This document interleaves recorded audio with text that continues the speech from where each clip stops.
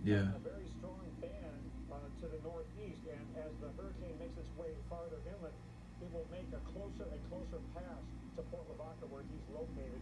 And not only will the winds increase, but he will continue to get stronger and stronger push of the water, creating a greater storm surge.